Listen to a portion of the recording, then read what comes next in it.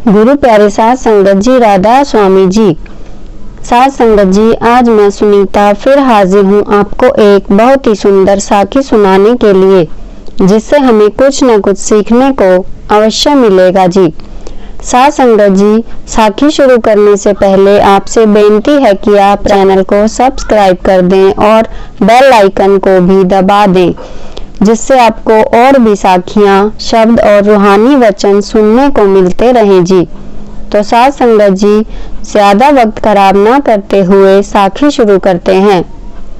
साध संगत जी, ये साखी है निजामुद्दीन औलिया और उनके शिष्य अमीर खुसरो की, जिसमें बताया गया है कि किस प्रकार उन्होंने अपने शिष्यों की परख की थी। साध संगत जी, संतों की निंदा उनकी चौकीदारी का काम करती है।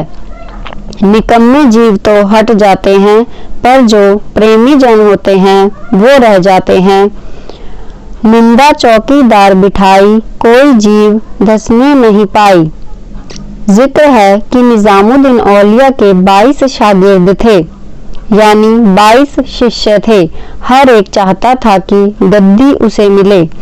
उन्होंने परखना चाहा, कहने लगे, आओ आज शहर की सैर को चलते हैं।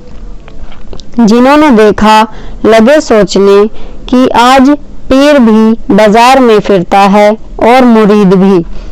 सब लोग सोच रहे थे कि ये क्या हो रहा है। दोनों बाजार में इनके शिष्य भी और ये निजामुद्दीन औलिया भी दोनों बाजार में घूम रहे हैं।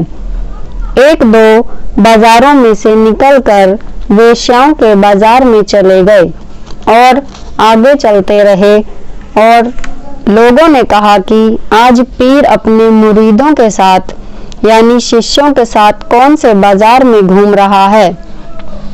आप एक वैश्य के दरवाजे पर खड़े हो गए और कहा कि तुम यहीं खड़े रहो, जाए कोई ना, मुझे ऊपर काम है, तुम सब नीचे ही रहना, मैं करके आता हूँ काम।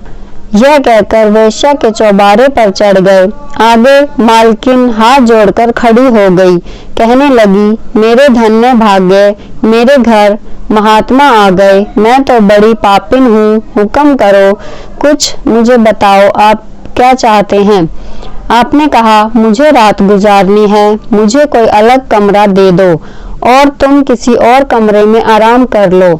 अपने नौकर से कहो कि एक थाली में एक कटोरा दाल का, 2-4 रोटी और एक बोतल शराब की ढक कर ले आए।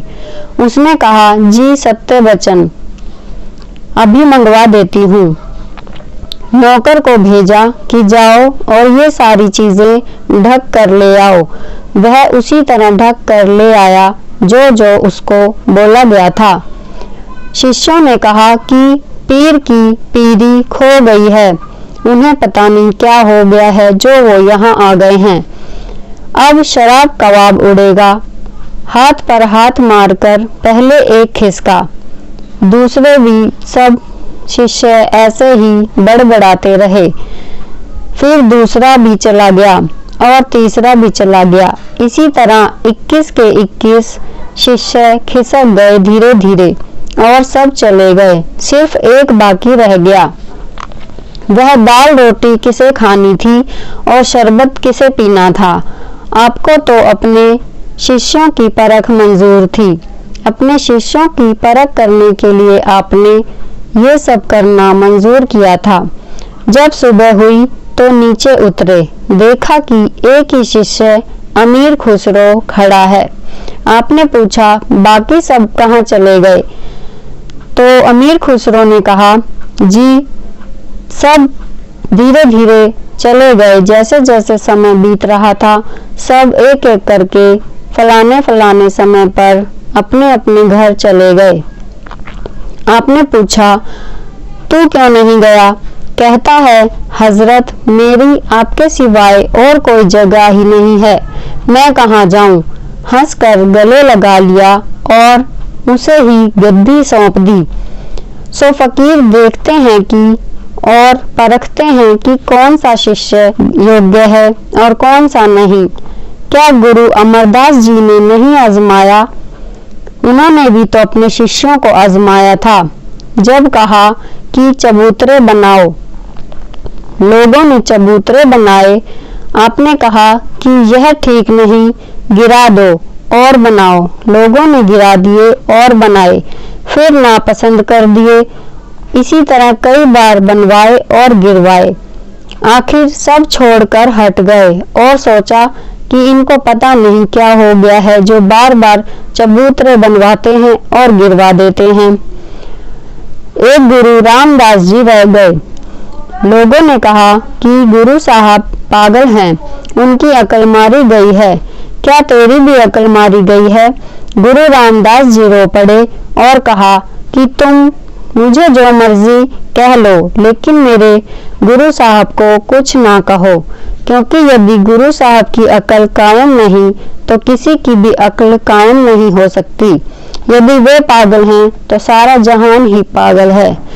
जिस भावना को लेकर गुरु रामदास जी ने 70 बार इसी भावना के साथ चबूतरे बनवाए और गिरवाए, अगर दूसरे लोग भी ऐसे ही विचार धारण कर लें तो सारा जहान कुंदन हो जाए।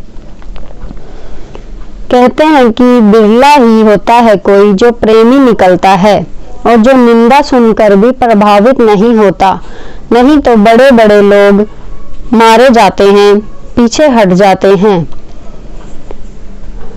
तो साथ संगत जी, ये थी आज की साखी। उम्मीद करती हूँ आपको ये साखी ज़रूर पसंद आई होगी। इसके लिए मुझे कमेंट करके अवश्य बताएं और वीडियो कैसी लगी इसके लिए भी मुझे कमेंट अवश्य करें और वीडियो को लाइक करें, शेयर करें और सब्सक्राइब भी कर दें जी।